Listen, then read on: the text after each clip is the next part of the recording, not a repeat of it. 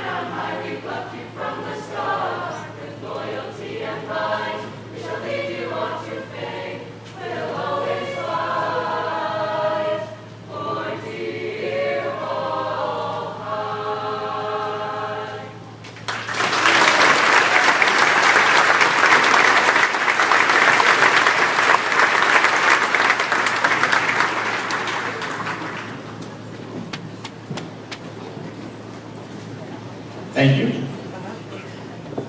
Please welcome our student speaker, Kathleen Keegan.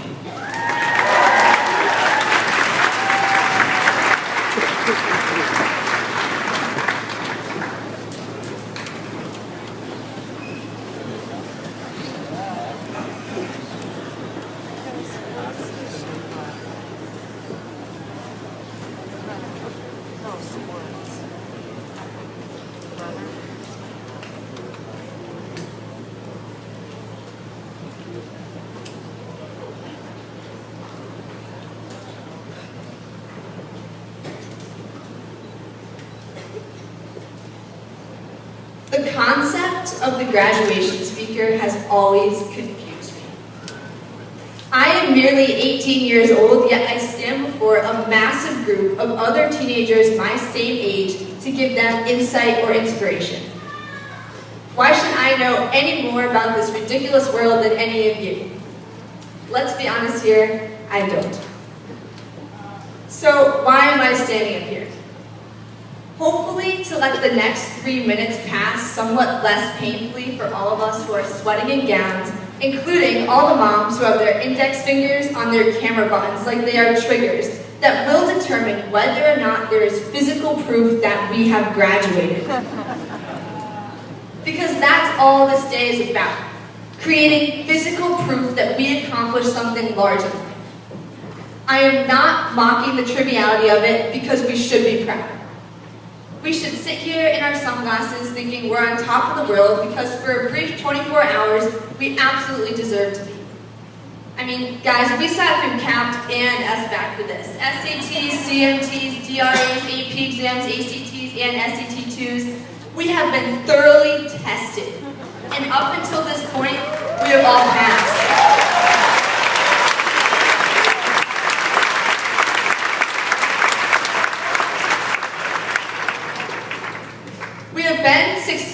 so far because we as a generation have been trained to fill in bubble sheets.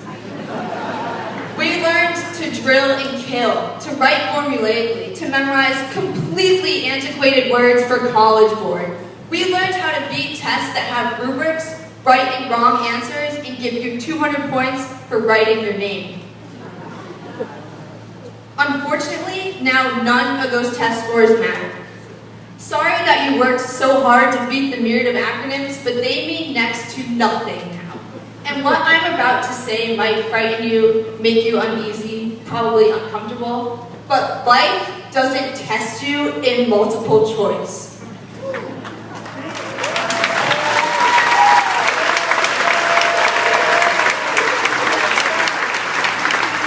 What life throws at you is utterly unpredictable, completely irrational, miraculous yet frightening.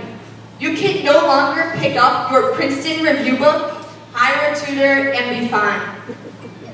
The thing is, there is no review guide for dealing with disappointment, for putting yourself out there, for taking risks, for falling in love, for being a good person, for helping others. There is no guaranteed to raise your score in life by 200 points Barron's book.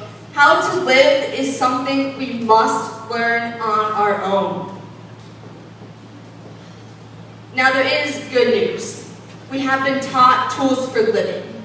They haven't been drilled and killed. They didn't come in 8.5 by 11. They instead seeped into our classrooms through our exceptional teachers, our role models. We learned some through our own efforts, even some from the acronym tests, but most importantly, we learn tools for living by example. We have watched our teachers over the last 4 years be exceptional. We have seen firsthand what brilliance looks like, what success can mean, what difference one caring individual can make.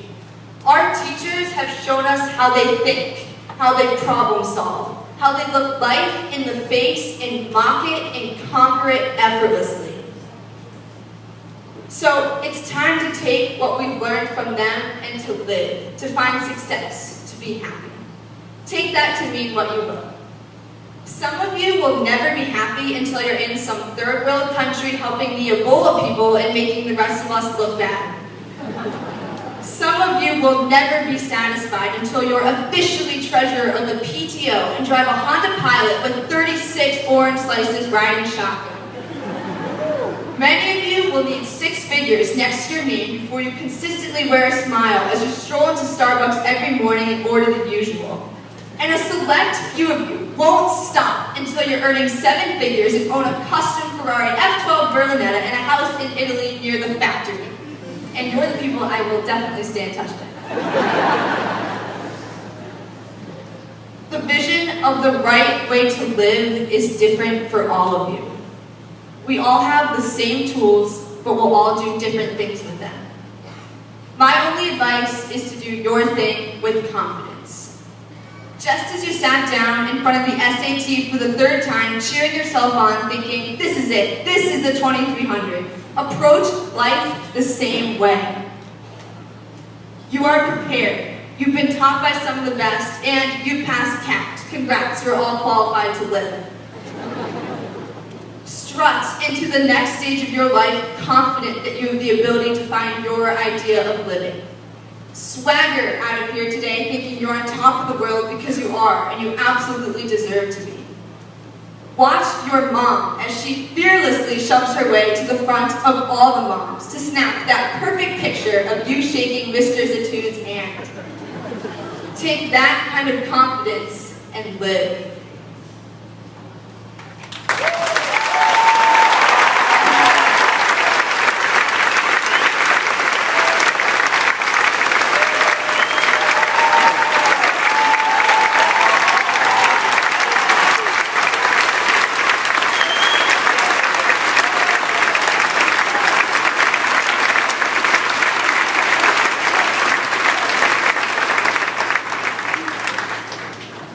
Thank you, Kathleen. Just as a side note, for the moms who don't have that level of confidence, there is a professional photographer who will be taking pictures, so don't feel like you need to come in here to get it. We'll make sure we get that picture, the smile, and the whole thing. So. Thank you. I'd like to now call forward the senior choral leaders who will perform Changes by David Bowie.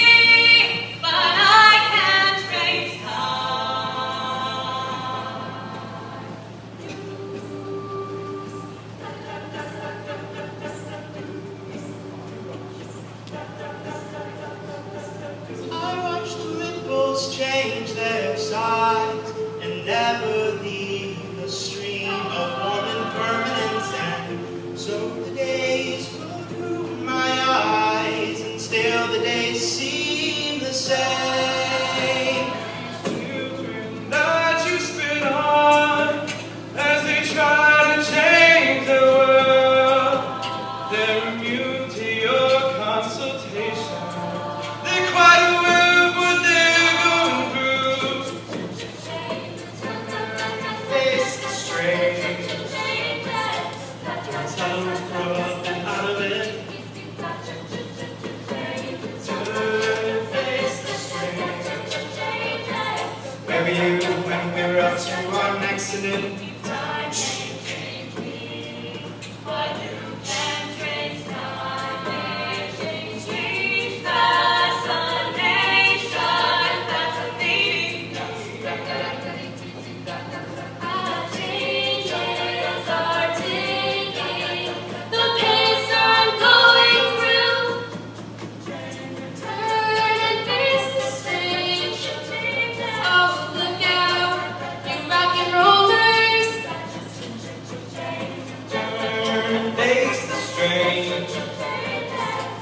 Pretty soon now, you're gonna get older. But I can trace time. I said that time may change me. But I can trace time.